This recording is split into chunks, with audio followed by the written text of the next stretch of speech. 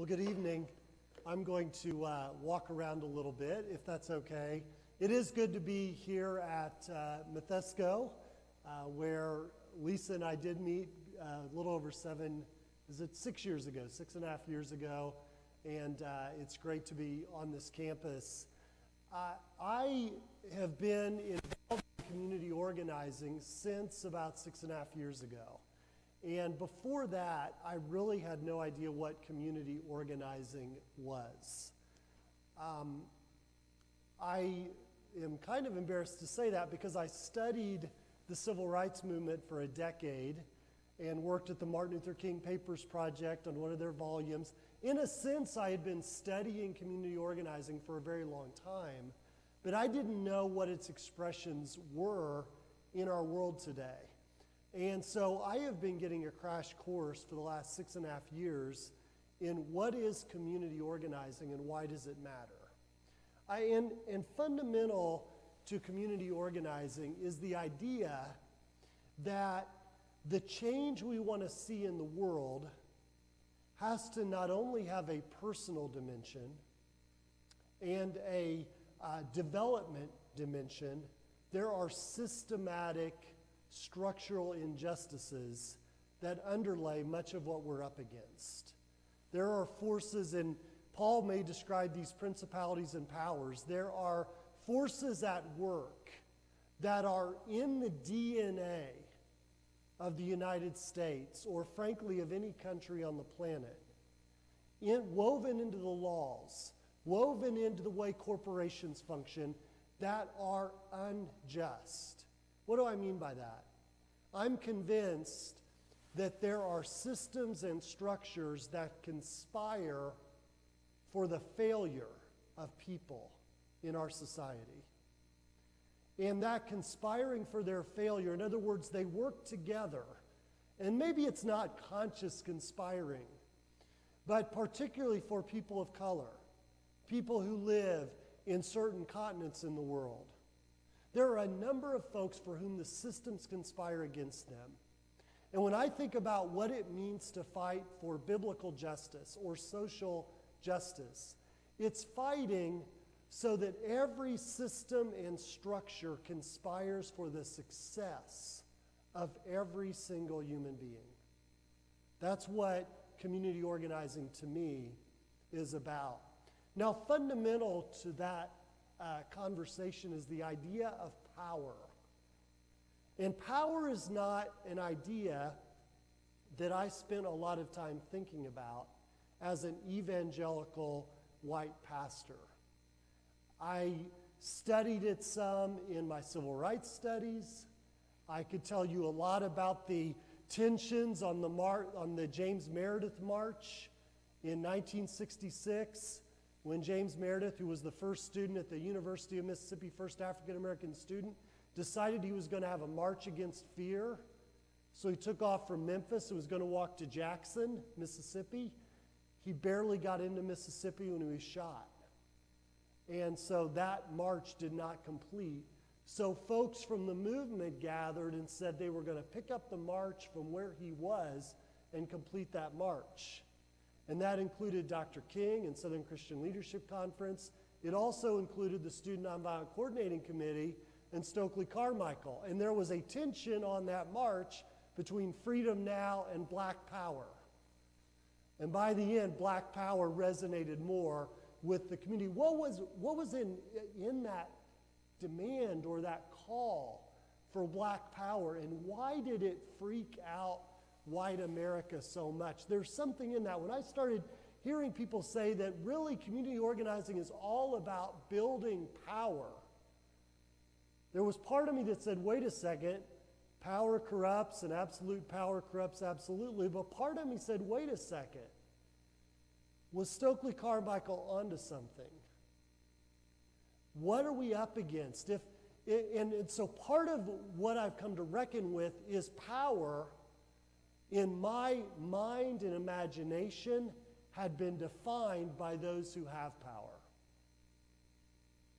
A way I would put this as a Christian is that I had allowed the patterns of this world to define what power is. There's a text from Romans chapter 2 where Paul, the apostle, says, do not be conformed any longer to the patterns of this world. Well, when it comes to power, I believe the church has allowed the patterns of this world to define power for us. So power is often oppressive. Power is often viewed as abusive.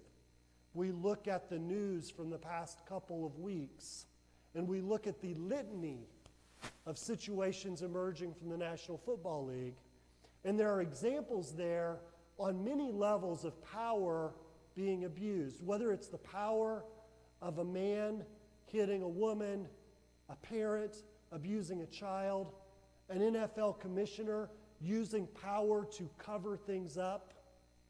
No matter what it is, power, we see power being used in corrupt ways. We see this pattern in our politicians. And so we don't want power. We don't want to be associated with power as we see it defined and lived out in our world. And I'm with you on that. I have many dear friends who have spent a lot of time in Ferguson, Missouri over the past month. One of whom is a coworker and fellow pastor from Cincinnati, Nelson Pierce. Nelson is a graduate of Washington University in St. Louis. He went to Eden Theological Seminary in St. Louis. He's on the board of directors of Eden Theological Seminary. Lived in St. Louis for about 15 years. When things really began to happen after Michael Brown's death, he went to Ferguson on a Friday. Sunday, he's written up this story, but he's told it to me a few times.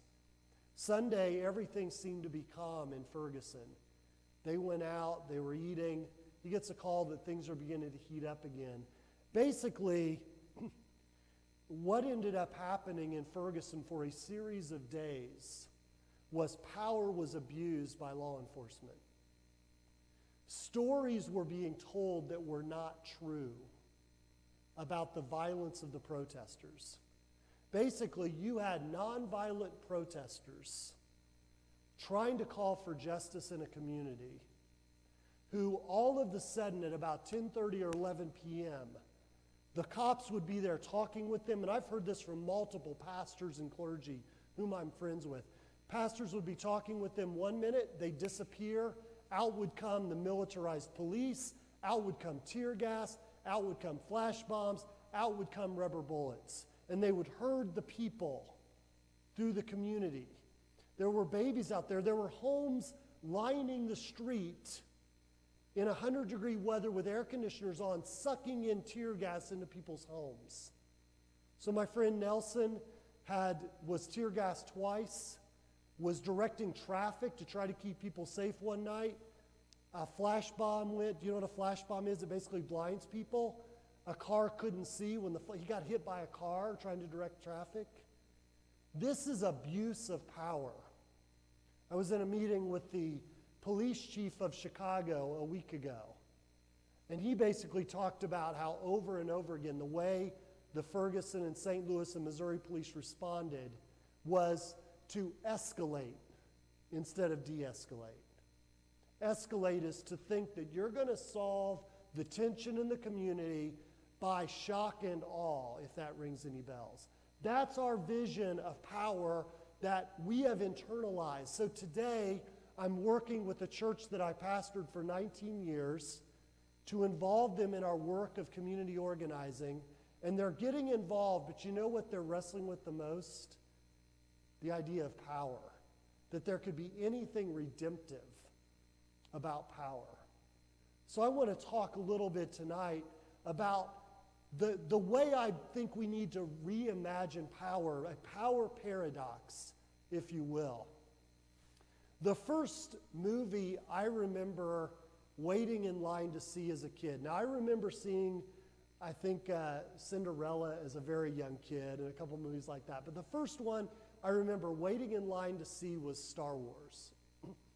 And most of us who were around in the 70s may remember standing in a long line to see Star Wars. I was 8 years old, and it was looking back now, if you have kids, you've seen the movie a lot. The desert scenes are rather slow, but as an 8-year-old, I was amazed by what was going on. But Star Wars was really about the power as we often define it, being embodied in the Empire, right? With Darth Vader, and the Emperor, I think, was somewhere hidden in that movie. But it was a power that was unbeatable. They blew up a planet in the movie, right? Then it was a power that could not be destroyed. And yet, there's this paradox. The idea is that if they would have tried a full-on power onslaught to build the same kind of power in the same way as the Death Star had been constructed and the Empire had constructed, if the people, what did they call them? They didn't call themselves the Resistance. What did they call themselves in Star Wars? The Rebel Alliance. Had they tried to meet power with power, they would have been squashed over and over again. It was one pilot finding a weak spot. It was paradoxical power at work. So what I want to imagine with us for a minute tonight is, what does it look like for people of God to embody that paradoxical power that is not afraid of power, but as the great Old Testament scholar and author Walter Brueggemann says, we apply a prophetic imagination to power. We imagine it in a different way and in a different light. And I see this paradoxical power when I started applying this lens over and over in Scripture. It's found in the story of the Exodus, right? There's paradoxical power. Now, on the one hand, the way I was taught the story of the Exodus was that it's a story of the power of God through plagues. But there's this other level of that story, the human drama, that's really about an unbelievable paradoxical power that gets built. Part of what needs to happen, I believe, in the story of Exodus is that, first of all, Moses has to be convinced that he has any power whatsoever. The plagues don't happen, the Exodus doesn't happen, if Moses eventually isn't convinced, despite like 2 chapters of the Bible of wrestling, that he, despite his poor speaking skills and rejecting over and over again, why me, who should I say sent me, all this kind of debate, it was really him wrestling with himself about, does he have value and worth, and does he have power to make a difference? Because if you look at what happens in the Exodus, there in the story of the Exodus, Pharaoh goes on a systematic agenda of dehumanizing the Hebrew people. Very intentional. First, they're to be feared because there are too many of them. Then they are enslaved.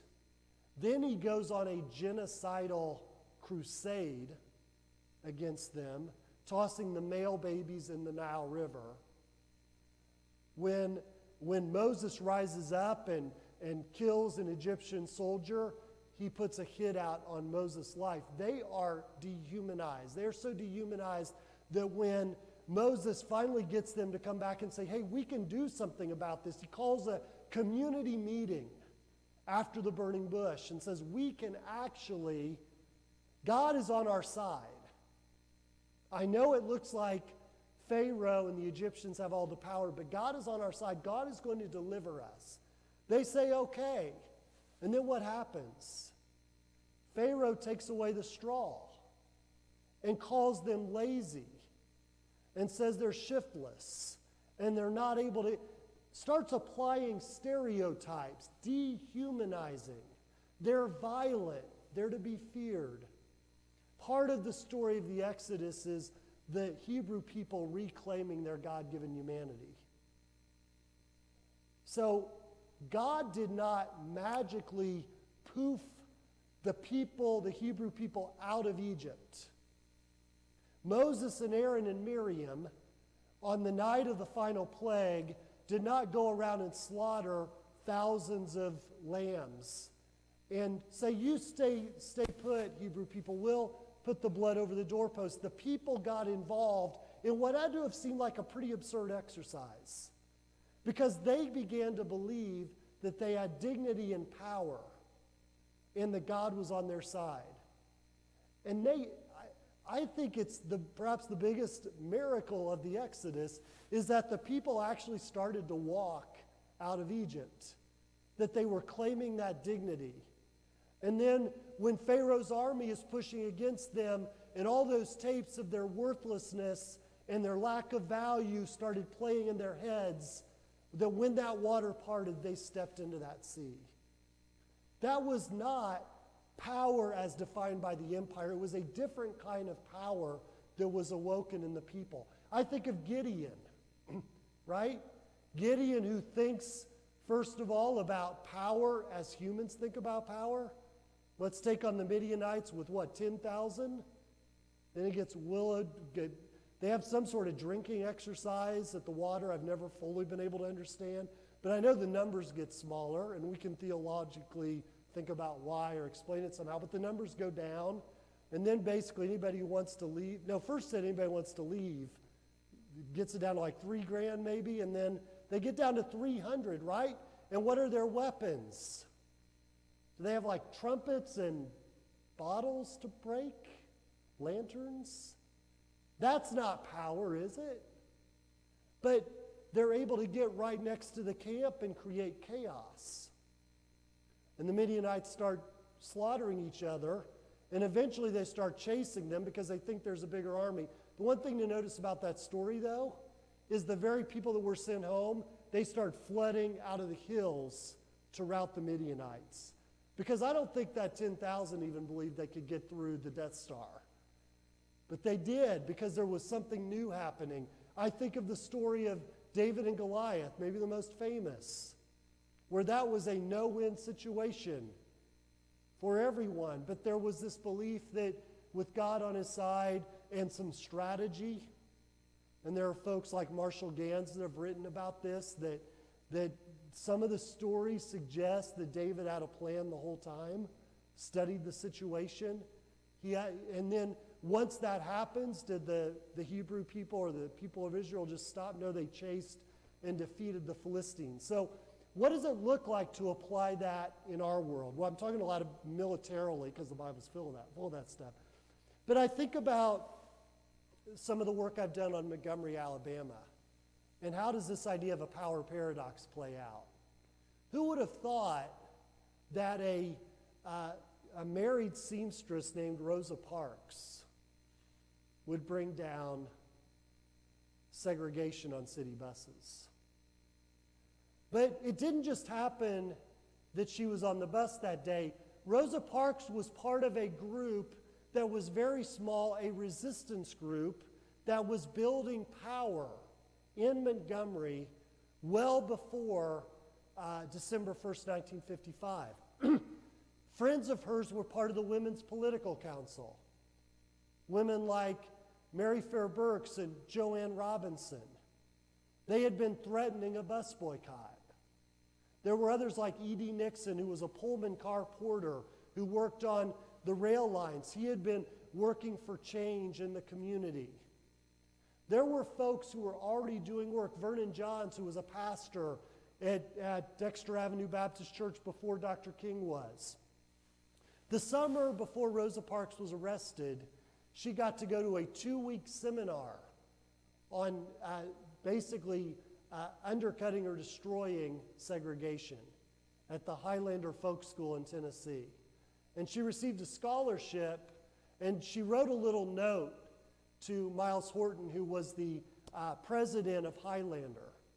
And it was something to the effect of, I thank you so much for allowing me to attend your wonderful school. I'm so excited about learning there. And then she writes, I hope to make a contribution to the complete freedom of all people, Rosa Parks. That was 4 months before she was arrested. That's pretty much a direct quote. She's writing and saying, I hope to make a contribution to the complete freedom of all people. That's a good vision statement for one's life, right? But she was working on, that's imagination that got put into effect when she was arrested that day.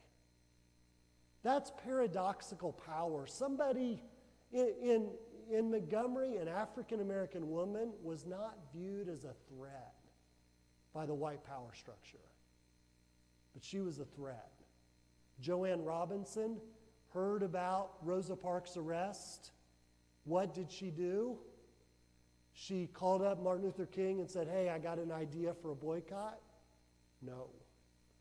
She went to Alabama State College, where she was a professor, got out a mimeograph machine, which is that purple paper that smells like ink, that smells a little funny. And she cranked it. Story is she cranked it 50,000 times that night. And she and the people in the Women's Political Council blanketed the community on the morning of December 2nd, which was a Friday, and said, we're going to have a boycott on Monday. And when asked later why she stayed up all night doing that, why not just wait till Friday? Well, one, she might have gotten trouble from the president of the school. It was funded by Alabama, the Alabama state government. But secondly, she said, we knew we had to get ahead of the ministers. Because if they got involved, they would cut a deal very quickly with the city fathers, and very little would happen. So E.D. Nixon picks up the phone on Friday morning. The flyers are out everywhere, and picks up the phone and calls Dr. King and says, Martin, we're getting ready to have this boycott on Monday. Are you in? Are you going to be supportive? And Dr. King, of course, said, let me get back to you on that. And then about 3 hours later, E.D. Nixon calls back, and King had done some homework because they got out ahead of the preachers. And he said, yeah, I'm in. And E.D. Nixon said, good, we've already got a commitment from your secretary to host the meeting at Dexter Avenue Baptist Church. So in a sense, the paradoxical power of King's leadership is women who were willing to put themselves on the line and sacrifice to bring about change. Paradoxical power. We often imagine the civil rights movement as tens of thousands of people. There was a moment, August 28th, 1963, where there were a few 100,000 people in the mall at Washington. But go back about 4 or 5 months earlier to Birmingham, where Fred Shuttlesworth was leader there, and Martin Luther King, and they were trying to build a movement to take on Bull Connor. Why do you think the kids were the ones that were being chased by water hoses and dogs? Because not enough adults were on board. For a lot of reasons. Fear, retribution. But you know, the other thing we don't talk about is that the vast majority of preachers in Birmingham didn't want King to come. It was a small minority, but they had paradoxical power.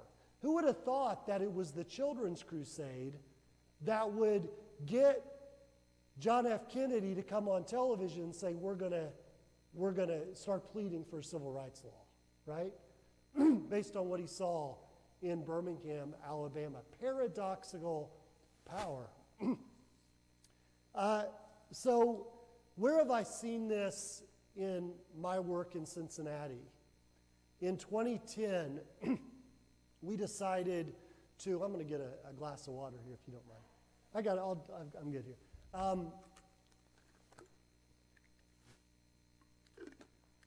We learned that in the city of Cincinnati, civil service jobs, which are jobs at the sewer district, jobs, the good jobs for the city, if you had a felony conviction on your record, you could not get those jobs. You could get temporary summer jobs, maybe, with the city. How did we find this out? There was a guy named Gene Mays. He's about my age. He was a star basketball player in high school, a very good student. His senior year at Withrow High School in Cincinnati, he was caught after basketball practice smoking marijuana. He was summarily dismissed from the basketball team and expelled from school. His scholarship offers disappeared overnight. And he began to go down a path that was very destructive for the next about 10 years. He got involved in drugs, he got addicted, he dealt drugs, he was arrested 3 times. Finally, in around 2000, he's walking through the streets of Cincinnati one night and has one of those moments like the story of the prodigal son, where the prodigal son comes to himself and says, you know, I could probably be doing better somewhere else. Well, Gene Mays talks about in the middle of the night walking the streets looking for his next hit, coming to himself and realizing he was going to be dead in the next year if he didn't turn his life around. And he did. He enrolled in a pre-apprentice program and then an electrician program and was an apprentice and went through that program as an electrician, top in his class 3 straight years. Applied for a job with the city of Cincinnati with the sewer district, top score on the civil service exam. Offered a job with the city of Cincinnati. Comes home, he has a wife, kids, cake, balloons, celebrating. Gets a call from the city. We just realized you have a felony conviction. You cannot work for the city of Cincinnati. Now, the mayor said that wasn't real, that you could work for the city. There was no law that said you couldn't. The reality was that no, we could not find any evidence that actually returning citizens or folks with felonies could work for the city. So we began to organize. But the problem was we talked to city council members in January 2010, and you know what all of them said? Have you seen the economy? Do you think that the city of Cincinnati will stand for hiring felons in this economy when so many people are out of work? And we said, yeah, I think we can change how this city operates. And we launched a Nehemiah campaign.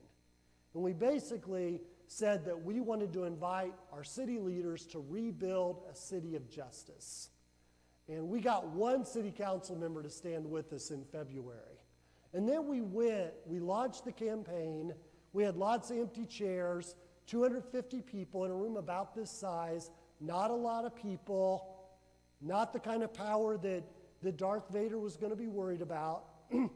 But we went in the next day after our public meeting to the Civil Service Commission meeting. And it was a group of 3 people in the city. And these 3 folks set policy for the Civil Service Commission. And they were supposed to have public comments that day. They canceled those when they heard we were coming.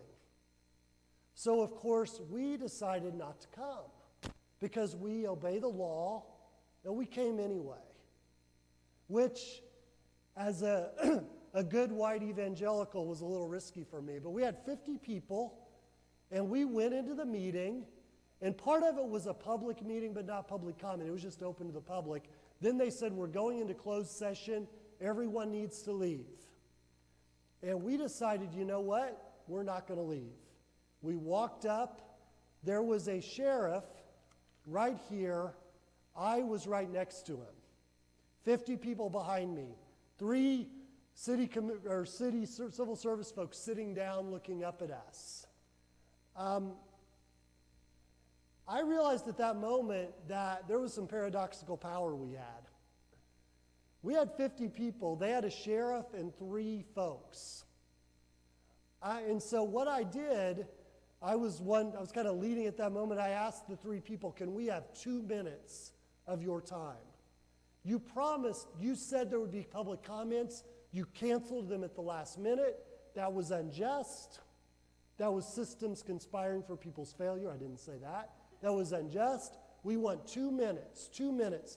The sheriff's looking at me saying he's getting ready to arrest me and all of us, we don't leave. Now, the way I'm taught to respond to power is to respect authority and leave. But I kept looking at them. They made a calculation that the best course of action was to give us 2 minutes.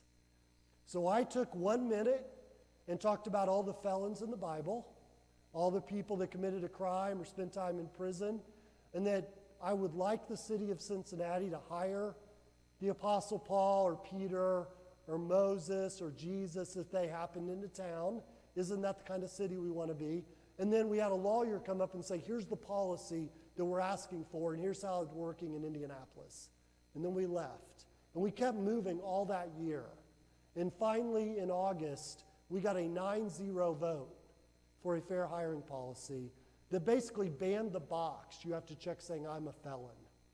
In the last 4 years, 11 cities in Cincinnati have passed a similar bill, starting with a collaboration of returning citizens, felons, and people of faith who said, we're going to bring a change. Right now, 2 lawmakers from Canton, Ohio, one a Democrat, one a Republican, have drafted language for a fair hiring policy that would effectively ban the box on every public sector job in the state of Ohio.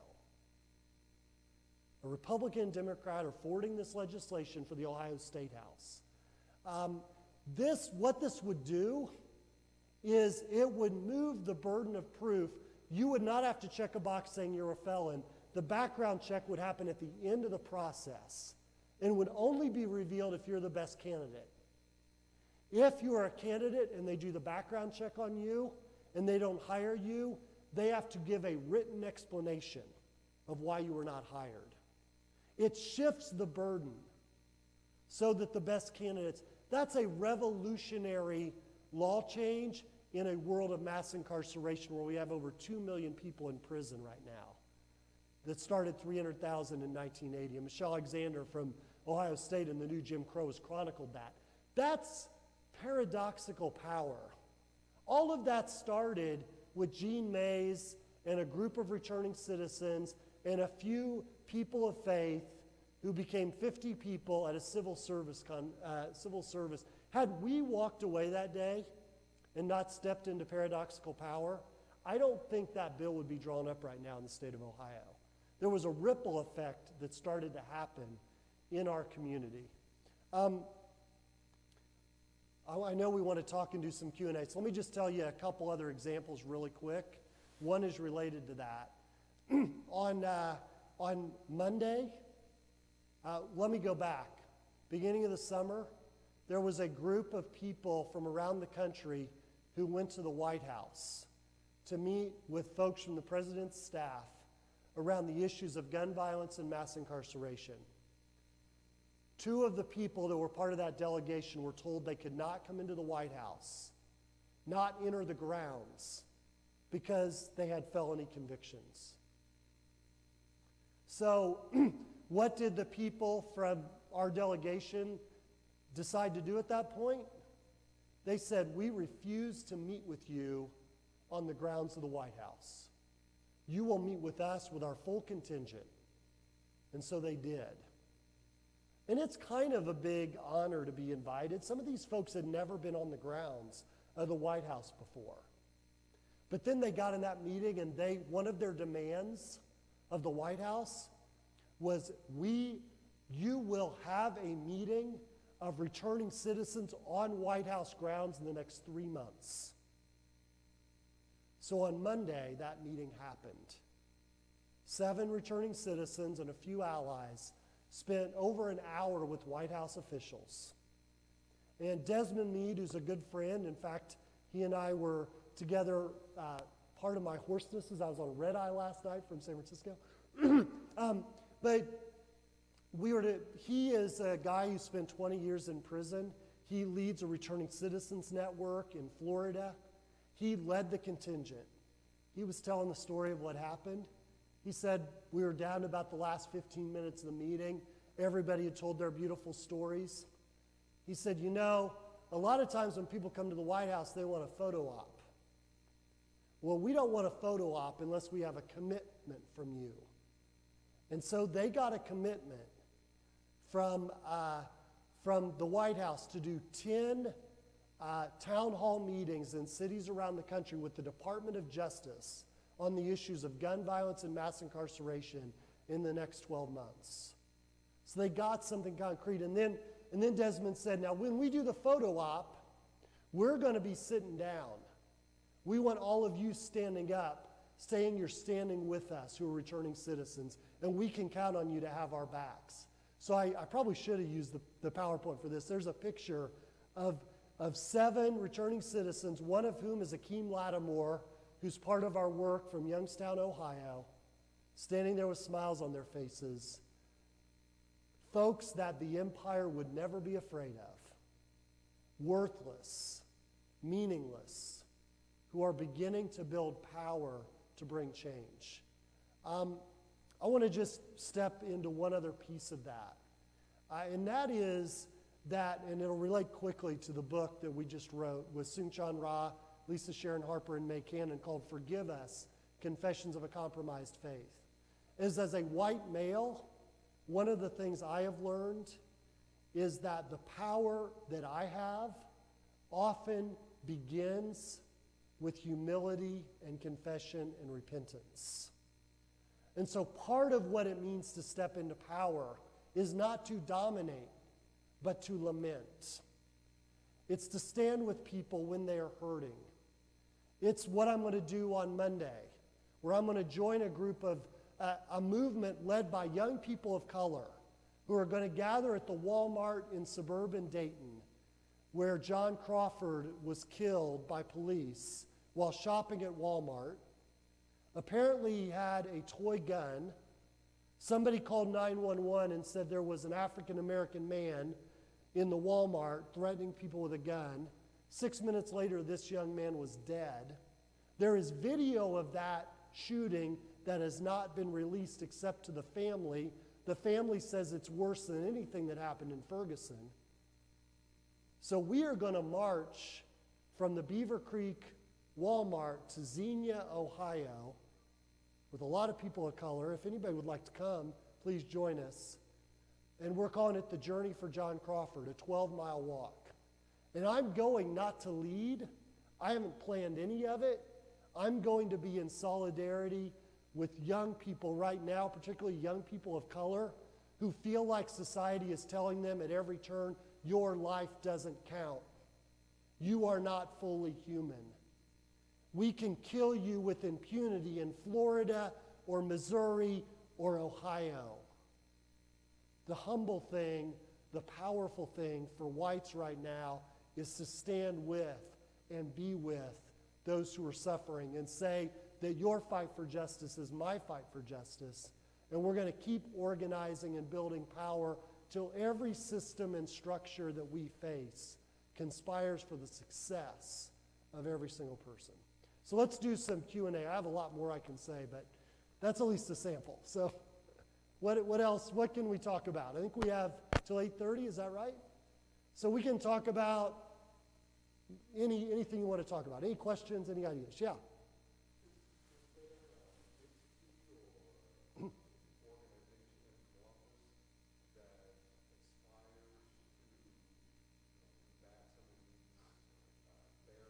Right. So,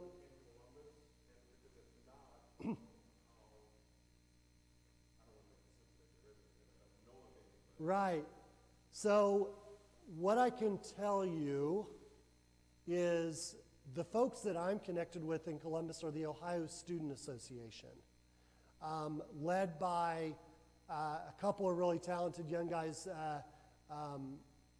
and James Hayes is one of them. James Hayes, African-American, 23-year-old from Columbus.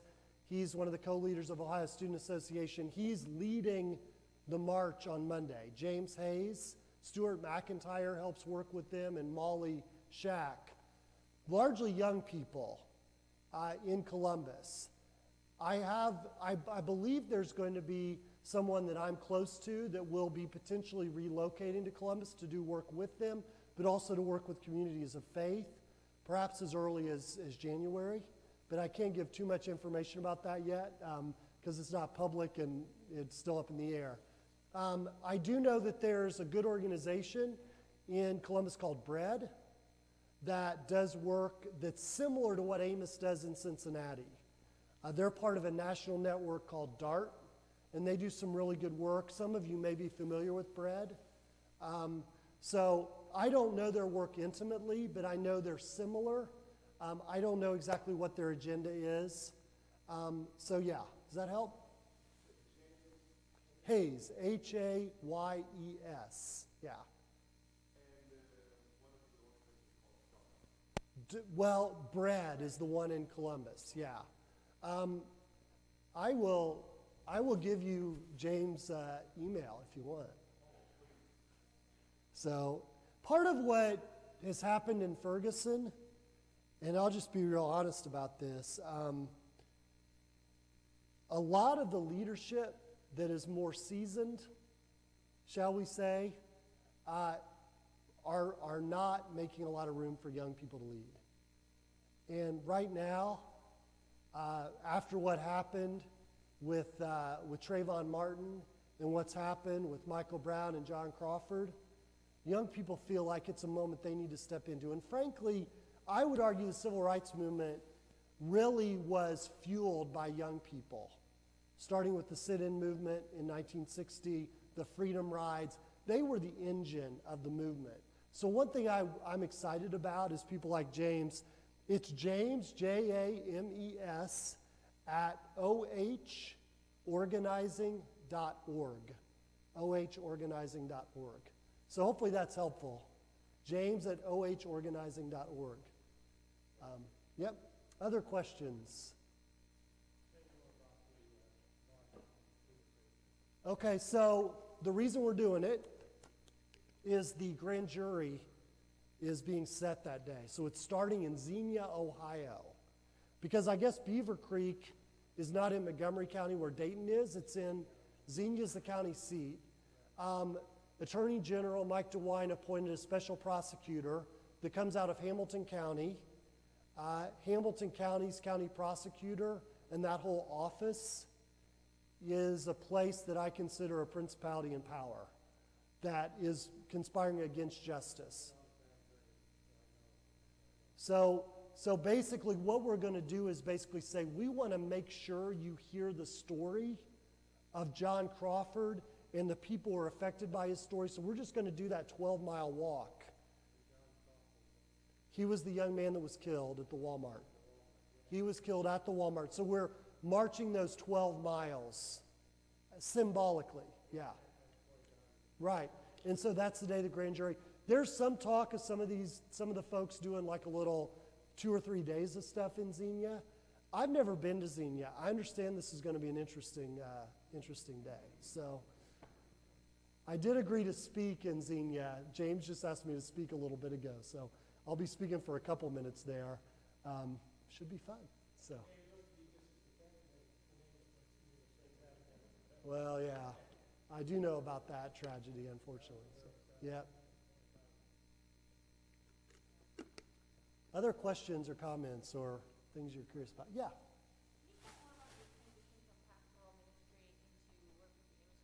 Right. Yeah, so I was a pastor for 19 years in one church. It was a very difficult decision to leave. I left about 1.5 years ago. The transition really began when I was finishing my doctorate and had done my work with the King Papers. And if anybody's ever gotten a doctorate, you kind of know why you're doing it when you start, but sometimes you're a little confused at the end of it. Why did I go through this? Yeah, so you suddenly have a few letters after your name, but there's nothing real magical about that. Not that you shouldn't pursue it if you'd like, but I had to say, why did I do this again? I really wrestled with God around it. And the 3 options were, okay, I'll go continue to be a pastor like always, just have a little more credential with grad students from University of Cincinnati. Our church was right a block away from UC. The second option was to go teach. And, you know, I still may want to do that someday, but what I really felt the burden to do was to get involved in what I'd been studying for the last decade. So I began to search for SNCC. Where is Student Nonviolent Coordinating Committee in 2006? And I couldn't find it. But I was looking for that. I was looking for something local. I knew about Sojourners, but Sojourners was national. I knew about national stuff. I knew about community development work that was local, but what about organizing for systemic change? And I kind of stumbled into the Amos Project when one of my pastor friends became president and invited me in we were the first largely white evangelical church to join Amos. And I just fell in love with the work, and I feel like I kind of stepped into my calling. So the transition was partly the reality that my co-pastor, Mandy Smith, who was my associate for a long time, was ready to lead. And for independent Christian churches, which I'm a part of, I've never met a female lead pastor before, and she's been leading University Christian Church for the last 18 months and doing an unbelievable job. She has a book coming out called The Vulnerable Pastor with InterVarsity Press, where she talks about what does it mean to lead out of who you are as a woman and be comfortable in your own skin and just be vulnerable. Anyway, she's really gifted, so that was part of it. And the other is I just was loving what I was doing in the public arena with my prophetic gifting. It felt like a better fit. And honestly, the transition has not been very difficult. I'm not very pastoral, so the things I really enjoyed about ministry was the preaching and the leadership and seeing people get in touch with their calling and that sort of thing, but I didn't really have a need to be needed kind of deal. So it's not, but I know a lot of other pastors for whom that transition is very difficult. I do miss the preaching, but other than that, I'm still connected with the church. We started the first all fair trade coffee shop in the greater Cincinnati area in 2003.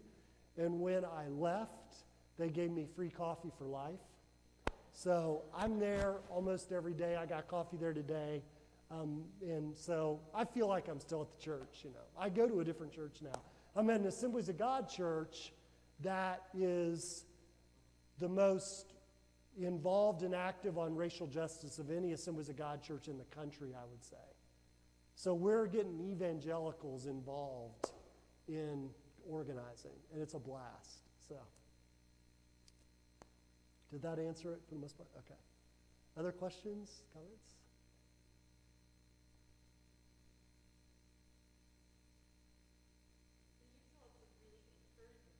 Yeah. What have been some of the maybe stumbles along the way and lessons that you learned from that?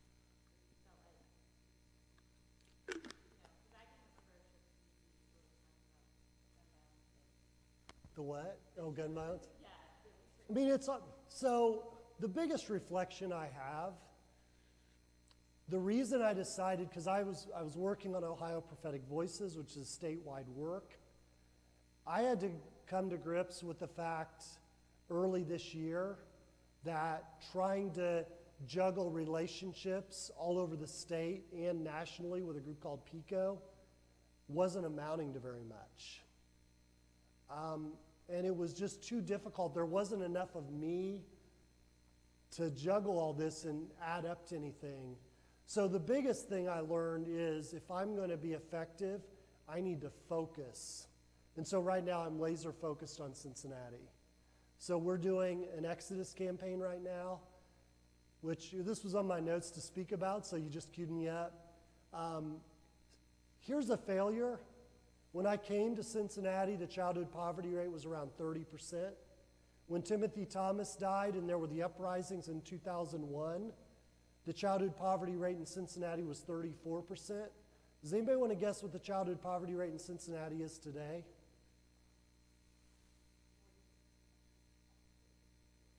Higher. 50, over 53%. So in the last 13 years, the childhood poverty rate in the city where I've pastored and lived for 20 years has gone over 53%, second highest in the country after Detroit. So how can I go around the nation and the state working on organizing injustice when systems are conspiring to defeat over half the kids in Cincinnati. And what we're saying is just like Pharaoh threw half the kids into the Nile, we're throwing half our kids into an almost unwinnable situation. Dr. Victor Garcia at Children's Hospital, founded the trauma center there, was sharing with us recently that there is research that concentrated poverty has an effect on a child from conception through age 5 that is on par with a parent who is addicted to crack cocaine. So what are we doing? Concentrated poverty is undercutting the opportunity. Cincinnati, there's a ranking of the 30 biggest cities in the country in mobility. Mobility being measured by if you are born in poverty, what are your chances of coming out of poverty? We're 28th out of 30 in Cincinnati. 28th out of 30. So what's a failure? That's a failure. And right now at the Amos Project, we're getting ready to have, I'm learning about power in June, right after I became director. We had a invitation-only assembly of leaders. And I worked like crazy. We got 65 leaders from 20 institutions in the room. And we invited some partners, including a guy from Strive, which is our cradle-to-career education organization supported by all the big corporations. They came to our meeting. They were invited to attend with 15 flyers to hand out about preschool promise, universal preschool for every 3- and 4-year-old in Cincinnati. What did they learn? Amos delivers. Amos doesn't just have 15 people, they have 65. So we said we're going to do a leadership assembly on September 6th. We're going to have 20 churches and 100 people in the room for 6 hours of training. These allies come in. Greg Landsman, who leads Strive, comes in the room. Dr. Garcia from Children's Hospital comes in the room. Denise Driehaus, who's a community or a state house rep, comes in the room. She finds 175 people from over 30 congregations, planning a meeting of 750 people on October 21st. I was just meeting with Dr. Garcia right before I came on the road here, who's a powerful surgeon in our community, and he was blown away by the diversity. We had returning citizens. It was probably 50% people of color, 50% white. We had evangelicals, we had Catholics, we had an imam in the room. We're saying, what's going on? And so we're saying we're not going to rest until that poverty rate is turned around. We have 3 demands that are really clear. One is we want to see universal preschool for every 3- and 4-year-old in Cincinnati paid by a tax increase. Cincinnati doesn't do tax increases. So we're going to be moving that. We're calling for the statewide fair hiring policy and a statewide doubling of the budget for drug prevention and drug treatment, because they've been destroying that budget for a long time. And the next thing we want to begin to do is tell the hospitals in Cincinnati that if Children's Hospital wants to be ranked 3rd in the country for children's hospitals, 1st in the country for cancer, for children's cancer, we're going to start holding a report card for children's health outcomes in Cincinnati and start rating the hospital by that same standard. Because it's great to have the best cancer hospital in the country for children, but the hospital is called Cincinnati Children's Hospital. And if it's Cincinnati Children's Hospital, we're giving them free land. And I've been saying for a long time there are no jobs in the urban core. That's a lie.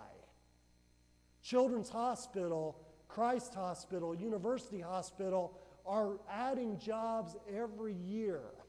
And those jobs are not going to people in Avondale and Walnut Hills and Bond Hill. I know you don't know where these places are, but imagine what that's like in Columbus with the hospitals. I know your children's hospital is in a poor neighborhood. Are people from that neighborhood getting jobs there or not? What would it look like for the Columbus Children's Hospital to be told you're going to get bad publicity if you don't start investing millions of dollars a year in a job incubator, and we're going to hold you accountable, And there's a law that we helped pass in 2012 that says if you have a felony conviction and turn your life around, you can get a certificate of qualified employment, which means you can work in jobs otherwise you couldn't. It costs about $150 to get that, the legal fees. I would love to see Children's Hospital in Cincinnati paying those fees for returning citizens in Avondale to work in their hospital. But that's going to take building power and some audacity, right? Because Children's Hospital is great. People donate money to them all the time, and they're a billion-dollar behemoth. God bless them. So anyway, do we have any more time? We do, okay, so yeah. So that's some of it. I mean, I could talk about personally too, but I mean, there's lots of, I'll go ahead and share, since I wrote this on Christianity Today on a blog, which was a very frightening thing for me to do. Let me tell another story that I think is part of the humility and confession and weakness is power. When we moved to Cincinnati 20 years ago, we bought a house in Mount Auburn. We were the only white family on our block. Eventually, we bought a different house in Mount Auburn that we were planning to move to. We couldn't sell our original house, so we kept the other one as a rental property, and we rented it for a long time. I'm telling the abbreviated version. Eventually, we ended up, for a variety of reasons, moving to a different house, and so we kept the other as a rental property in the middle of Mount Auburn. And it was breaking even for us, and we kept on top of it. We sold our house on Paris Street to a single mom, and we found out about 18 months after we sold it that her house was foreclosed on because she had bought a subprime mortgage. And we felt really, really bad about it because we felt like, gosh, this was a great starter home for her, and we had moved to a different neighborhood.